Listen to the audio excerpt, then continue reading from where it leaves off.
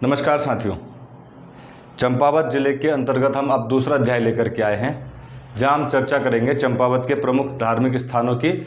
पर चंपावत में धार्मिक स्थान के साथ साथ पर्यटन से ज़्यादा ऐतिहासिक स्थान है।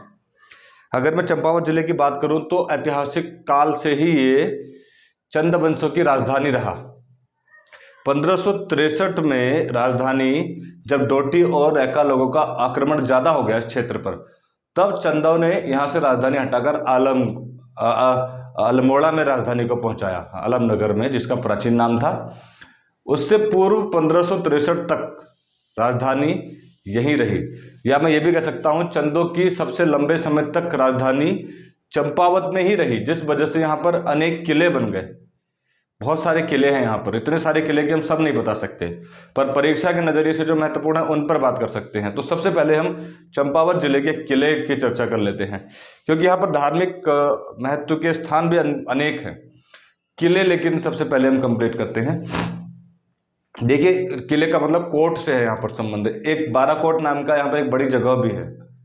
ठीक, यहाँ पर माना जाता है कि 12 किले हैं। इस तरह से तो किलों का निर्माण है, लगातार किले ही किले हैं। देखिए, बाराकोट नाम की जगह दिख रही होगी, यहाँ 12 किले हैं। एक बाणासुर का किला है, बड़ा प्रसिद्ध है। यहाँ पर ऐसा माना जाता है कि भगवान श्री कृष्ण के पौत्र को बाणासुर ने अपहरण कर लिया था, तो श्री कृष्ण ने यहाँ उसकी हत्या की बाणासुर के किले में। करीब 1840-45 मीटर ऊंचाई पर स्थित है, पहाड़ की चोटी पर बाणासुर का किला। ये भी अपनी सुंदरता के लिए बड़ा प्रसिद्ध है। जब लोग चंपावत जाते हैं तो बाणासुर का किला जरूर देखने जाते हैं। एक अलग पहचान है। ये चंदों के इतिहास से नहीं जुड़ा है, ये उससे भी प्राचीन इतिहास से जुड़ा है, महाभारत काल से ये जुड़ा है। आप देखेंगे एक चिंतकोट है, यहाँ पर एक चिंतकोट है। चंपावत के अंदर चंडाल कोट है। कोट मतलब किला, तो किलों की संख्या बहुत ज्यादा है यहाँ पर। प्रमुख जो किले हैं, चंडाल कोट है यहाँ पर, ध्यान से देखिए, चिंतकोट है, बाणासुर का किला है, बाराकोट है। उसके अतिरिक्त भी अन्य कोट हैं, पर प्रमुख 4 कोट मैंने आपको बताया, जो आप नोट कर लीजिए, जिनकी परीक्षा में आने की अत्यधिक प्रबल संभावनाएं भी हैं। अगर हम बात करते हैं, चलिए पश्चिम के क्षेत्र से कुछ मंदिरों की बात कर लेते हैं। पाटी एक विकासखंड है, इसके नजदीक एक झूमाधुरी मंदिर है। कौन सा मंदिर है मित्रों? झूमाधुरी मंदिर। ठीक है, याद रखिएगा। बाराकोट के नजदीक एक लड़ीधुरा मंदिर है। देखिए, धुरा शब्द यहाँ बार बार इस्तेमाल हो रहा है। इधर एक जगह भी है देवीधुरा, इस तरफ धुरा शब्द ज्यादा इस्तेमाल हो रहा है। देवीधुरा मंदिर में बग्वाल मेले का आयोजन किया जाता है। ये परीक्षा में आपसे पूछा जा सकता है। बाराही देवी मंदिर है वहां पर, देवीधुरा नाम की जगह।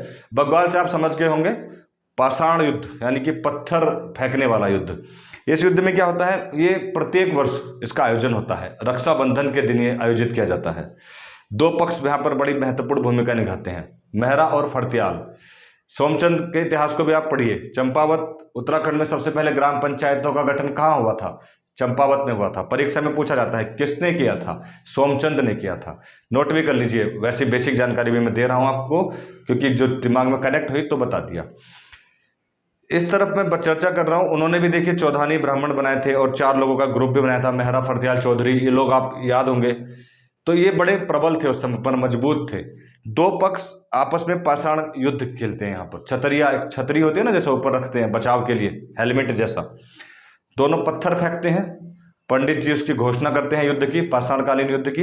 अखबारों में आपने देखा होगा, बग्वाल मेला देवीधुरा का बाराही देवी के मंदिर पर होता है। पत्थर फेंके जाते हैं और पुजारी तब तक वो युद्ध को जारी रखने की अनुमति देता है जब तक एक व्यक्ति के बराबर खून ना जमा हो गया हो। और इसकी निर्धारण कौन करता है? वहां का पुजारी। जैसे ही उसको लगता है कि एक व्यक्ति के बराबर खून निकल चुका है या बह चुका है, युद्ध समाप्ति की घोषणा कर दी जाती है। ये देवीधुरा की मैं बात कर रहा हूँ। परीक्षा में पूछा जाए कि जो बग्वाल मेला है कहाँ आयोजित किया जाता है, तो देवीधुरा में। कौन से मंदिर पर? बाराही देवी के मंदिर पर। इसके निकट एक भीमशिला भी है, ये भी नोट कर लीजिए आप। देवीधुरा मंदिर के निकट भीमशिला भी है, जिसको हम रणशिला के नाम से भी जानते हैं। दोनों चीज नोट कर लीजिएगा कि बाराही देवी मंदिर के निकट एक भीमशिला है, जिसको हम रणशिला के नाम से भी जानते हैं। देखिए, बाराकोट के निकट हमने चर्चा करी थी, एक लड़ीधुरा नाम का मंदिर भी है, जिसको पद्मा देवी का मंदिर भी कहते हैं, क्योंकि धार्मिक जगह हम प्रत्येक जिले की कवर करते हैं, साथ ही कोई पर्यटन स्थल है उसकी भी जानकारी देते हैं, और यदि कोई ऐतिहासिक जगह भी है तो उसकी भी चर्चा करते हैं। हमारे दूसरी वीडियो को बनाने का यही उद्देश्य होता है। क्योंकि छोटे जिले हैं, अलग से मेले बताने की जरूरत नहीं है। जैसे हमने बताया कि यहाँ देवीधुरा का मेला लग रहा है, पूर्णागिरी का मेला लगेगा, उनकी भी चर्चा हम इसी के अंतर्गत कर लिया करेंगे, ठीक है। अच्छा, लदिया नदी के ठीक किनारे पर एक जगह में लिखना भूल गया, रीठा मीठा साहिब। हालांकि इसका गुरु ग्रंथ साहिब अन्य किताबों में जिक्र नहीं है, मगर यहाँ पर एक कहानी बनती है, गुरु नानक देव से संबंधित है। कहते हैं उन्होंने यहाँ पर तपस्या करी थी। ये गुरुद्वारा है सिखों का, बड़ा प्रसिद्ध गुरुद्वारा है। देखिए आप, नेपाल की सीमा के नज़दीक ये गुरुद्वारा है। यहाँ पर ऐसी मान्यता है कि एक नानक बगीचा भी है, जहाँ पर रीठा नाम के पेड़ होते हैं। रीठा आमतौर पर मीठा नहीं होता, लेकिन ऐसा माना जाता है कि उनके साथी मर्दाना को भोजन देने के लिए गुरु नानक देव जी ने ये रीठा के फल खिलाए थे। रीठा खिलाया था जो मीठा बन गया था, मतलब जिसको खाया जा सकता था।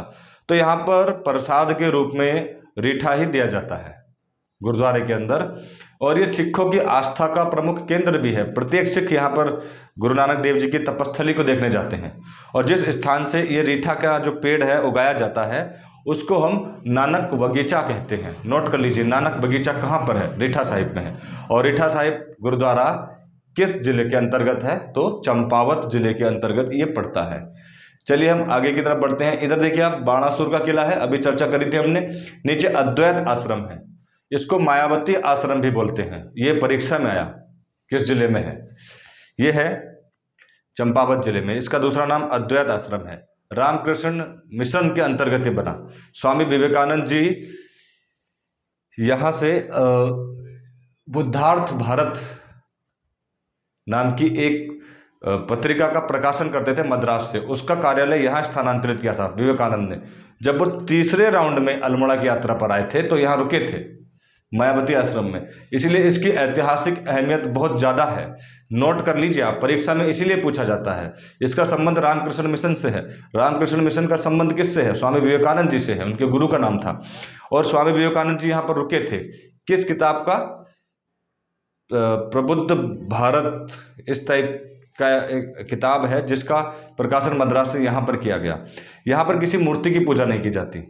तो क्या स्वामी विवेकानंद मूर्ति पूजा के विरोधी थे? ऐसा नहीं है। हाँ, आप इसको अलग रूप में देखिएगा, क्योंकि आप अगर स्वामी विवेकानंद जी और आर्य समाज के बीच में एक अंतर देखेंगे तो बड़ा क्लियर ही अंतर है। थोड़ा सा आपको मैं बता भी देता हूँ इन चीज़ों का, क्योंकि मायावती आश्रम में एक भी मूर्ति नहीं है जिसकी पूजा की जाए।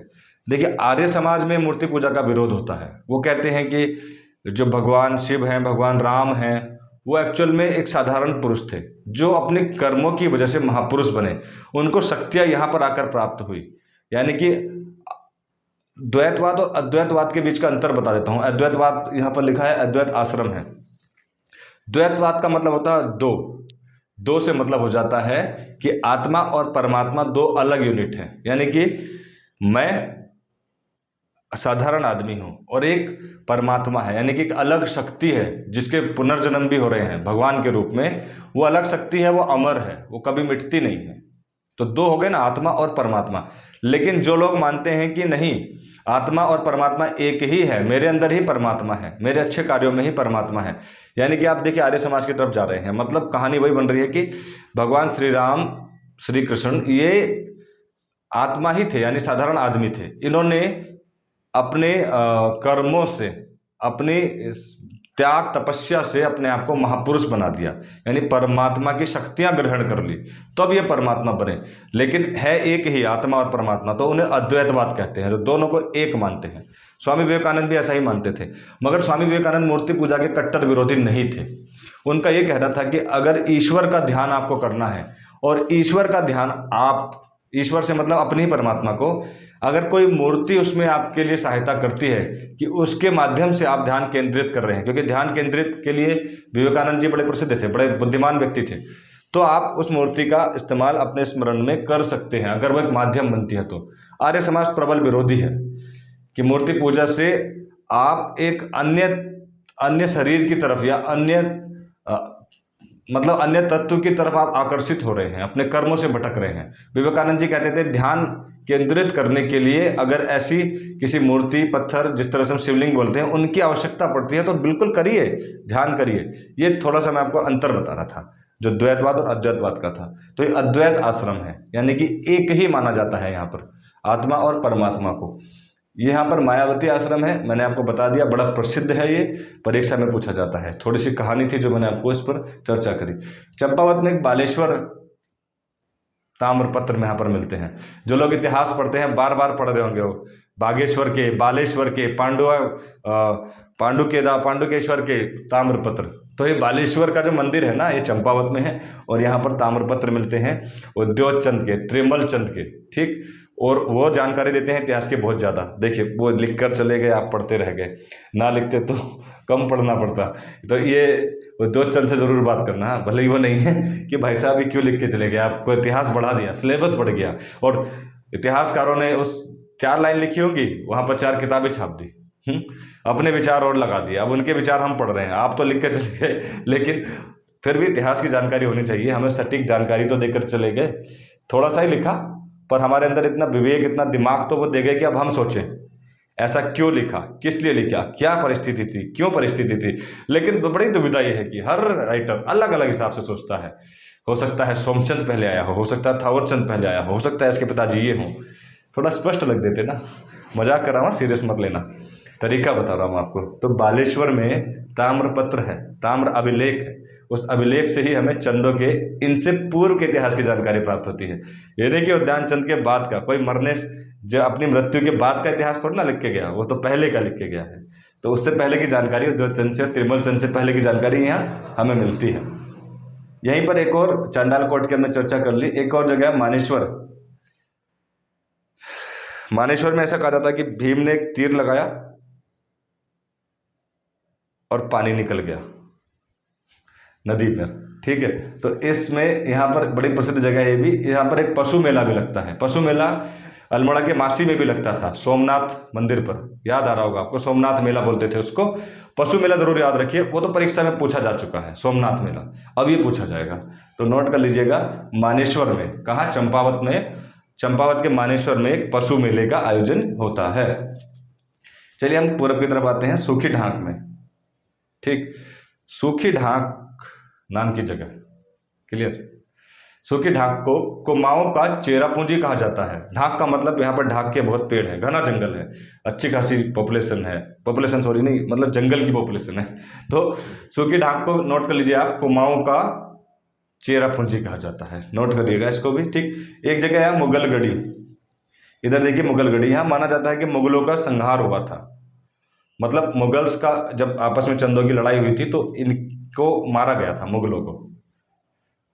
देखिए सूखी ढाक को चेरापूंजी कहने की वजह है भाई, टनकपुर भवर क्षेत्र में, इसके नीचे पूरा लगभग मैदान शुरू हो जाता है। मैंने थोड़ा नक्शे में ऊपर बना दिया, यहाँ तक है चंपावत, रामनगर की तरह, कोटद्वार की तरह, हल्द्वानी की तरह, ऐसा क्षेत्र जिसके ऊपर पारावत शुरू हो जाता है, शिवालिक शुरू हो जाता है।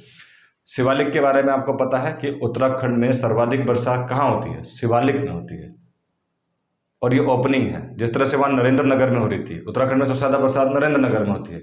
कुमाऊं क्षेत्र में अगर चर्चा करी जाए तो कुमाऊं का चेरापूंजी सूखी ढाक कहला रहा है। इसका मतलब ये भी हो सकता है कि यहाँ भी बहुत अत्यधिक मात्रा में बरसात पड़ती हो।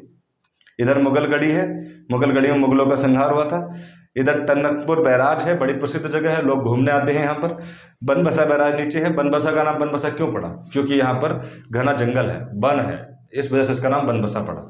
अच्छा मैं क्वेश्चन दे रहा हूँ आपको, कमेंट बॉक्स में आंसर दीजिएगा। इस बार मैं कमेंट बॉक्स में अच्छा लगा या बुरा लगा, कैसा लगा, ये सवाल नहीं करूँगा, मैं आपको सवाल दे रहा हूँ। टनकपुर का पुराना नाम क्या था? ठीक, टनकपुर का पुराना नाम क्या था? थोड़ी मेहनत आप भी करिए, 50 जानकारी हम दे रहे हैं, जानकारी आप भी दीजिए। लिखिए कमेंट बॉक्स में कि टनकपुर का पुराना नाम क्या था, इसका उत्तर दीजिए, हम आगे की चर्चा करते हैं। आगे एक जगह पड़ती है पूर्णागिरी।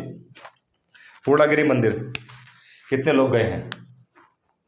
मत लिखिए कमेंट बॉक्स में, बस वैसे ही पूछ रहा हूँ मैं, मुझे तो जवाब मिलेगा नहीं कभी, मैं तो पता के चला जाऊँगा। मगर पूर्णागिरी का बड़ा महत्व है। हमने नैनीताल के बारे में जिक्र किया था कि ब्रह्मकुंड में उनके पिता देवी सती के पिता दक्ष ने एक यज्ञ का आयोजन कराया, सारे देवताओं को बुलाया, भगवान शिव को नहीं बुलाया, इससे सती देवी बड़ी नाराज हुई और वो कुंड में ही कूद गई, जिससे उनका शरीर जल गया। क्रोधित होकर भगवान शिव ने उनके शरीर के 51 टुकड़े करे, जिसमें से उनकी आंख जहाँ गिरी वो नैनीताल कहलाता है, नैनी झील में। जहाँ उनकी नाभि गिरी, नाभि के अक्ष जहाँ पर गिर रहे वो स्थान क्या कहलाता है, वो पूर्णागिरि कहलाता है। ठीक, पूर्णागिरि मंदिर में देवी की पूजा होती है, नाभि के अक्ष यहाँ पर गिरे थे इसलिए ये मंदिर प्रसिद्ध है। एक और मंदिर है घटोत्कच मंदिर। इसके इतिहास के बारे में तो आप बस पूछिए मत। घटोत्कच मंदिर है यहाँ। ऐसा माना जाता है कि यहाँ बरसात जब हो जाती है, बरसात के लिए यहाँ पर लोग आते हैं। एक शिला है यहाँ पर, उसका नाम याद नहीं आ रहा है, एक शिला है, उस शिला से पानी लाते हैं। 5 बूंद पानी गिराएंगे तो बरसात हो जाती है। अगर एक बीड़ी जैसा आकार है, अगर वो बीड़ी भर गई 5 बूंदों में तो बरसात होगी, अन्यथा वो कई बार आप 10-10 घड़े भी पानी ले आइए तो नहीं भरती। मगर उस शिला से अगर आप पानी लाएंगे तो बरसात हो जाती है। अरे ये धन सिंह रावत का या हमारे मंत्री जी का, वो जिसकी आप मतलब तथाकथित आप आरोप लगा देते हैं कि ऐप लॉन्च हुआ है, वैसी कहानी नहीं है भाई, उससे मत लिंक करिए। ये मान्यता पर आधारित है, पौराणिक है। हाँ, वो भी मान्यता पर है, मान सकते हैं आप, लेकिन सच्चाई तो बादलों पर डिपेंड करती है। लेकिन हमारी आस्था का केंद्र है, ऐसा होता है तो मानना पड़ता है हमें। ठीक, घटोत्कच मंदिर की कहानी बता रहे हैं। तो ये यहाँ के प्रमुख मंदिर थे। ठीक, हमारा काम मकसद धार्मिक भावनाओं से संबंधित नहीं है, बल्कि जो लिखा है वो आपको बताना है, जैसा उसमें लिखा है। हम क्या मानते हैं अलग बात है, साइंस के तौर पर हम क्या जानना चाहते हैं वो अलग टॉपिक है ना। मान्यताएं हमारी क्या है वो क्या है। मंदिर हम फिर भी जाते हैं, मंदिर ईश्वर को मानिए या ना मानिए, लेकिन हमारा संस्कृति जुड़ी है, परिवार जुड़ा है ना। हर कोई बात आप गलत पे साबित कर देंगे, फिर भी हमारे पूर्वज उन स्थानों पर आते रहे, जाते रहे हैं। हम इतना तो मानते हैं कि हमारा पूर्वजों से ही हमारा जन्म हुआ है। ठीक, हमारे दादा परदादा, तो अगर वो किसी चीज़ को मानते हैं तो वो मैं भी मानूंगा, क्योंकि वो यादें जुड़ी हैं, वो संस्कृति जुड़ी है। उसमें कितनी सच्चाई है ये जाने बगैर, अगर सच्चाई है भी नहीं भी है तभी भी हमारी आस्था का तो केंद्र था, मेरे पूर्वजों की निशानी है वो, जिसको मैं ग्रहण करता हूँ, मैं मानता हूँ। इस वजह से आस्था और धर्म के मामले पर हम बहुत सी चीज़ों को अलग रख करके बात करते हैं।